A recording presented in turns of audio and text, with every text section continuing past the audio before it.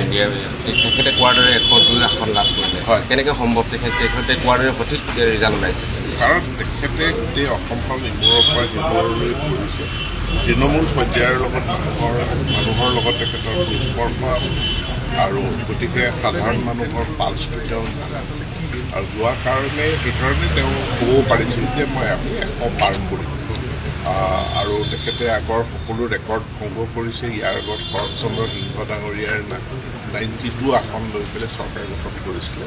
সেইটো ৰেকৰ্ডো ভংগ কৰি 102খন আসন লৈ তেখেতে চৰকাৰ গঠন কৰিবলৈ আগবাঢ়িছে গতিকে তেখেতক মোৰ ফালৰ পৰা অভিনন্দন এইবাৰ বিৰোধী ঐক্যমঞ্চত প্ৰতিষ্ঠাত হ'ল আৰু গৌৰৱ গগৈ হাৰিলে কংগ্ৰেছক ৰিজেক্ট কৰিছে জনসাধাৰণে না বিৰোধীটো তেওঁলোকতো নাছিলেই সেইটো টিভিৰ টক শ্ব' আৰু ছ'চিয়েল মিডিয়াতহে তেওঁলোকক দেখা পোৱা গৈছে আৰু ছ'চিয়েল মিডিয়াত তেওঁলোক যিবিলাক আছিলে চব ফেক একাউণ্টৰ জৰিয়তে আছিলে বহু একাউণ্ট যিবিলাক বাংলাদেশ পাকিস্তানৰ পৰা পৰিচালিত ভুৱা একাউণ্ট লৈ পেলাই তেওঁলোকে ছ'চিয়েল মিডিয়াত এটা নিৰ্বাচনী মানে তেওঁলোকৰ প্ৰেজেঞ্চটো দেখুৱাই আছিলে কিন্তু প্ৰকৃতাৰ্থত অসমৰ জনসাধাৰণৰ মাজত বিৰোধী বা তেওঁলোকৰ দলৰ কোনো সাংগঠনিক স্থিতিয়েই নাছিলে গতিকে আমি আগতেই জানো যে যিহেতু তেওঁলোক টিভিৰ টক শ্ব'ত আছে তেওঁলোক ছ'চিয়েল মিডিয়াৰ ফেক একাউণ্টৰ জৰিয়তে ছ'চিয়েল মিডিয়াত আছে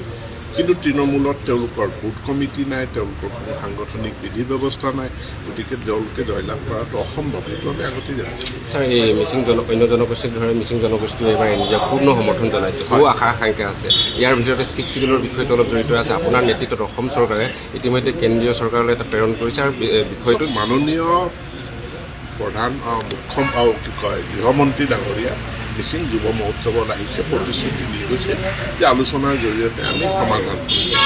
মাননীয় প্ৰধানমন্ত্ৰী ধেমাজিলৈ আহিছে আৰু ধেমাজিলৈ আহোঁতেও তেখেতে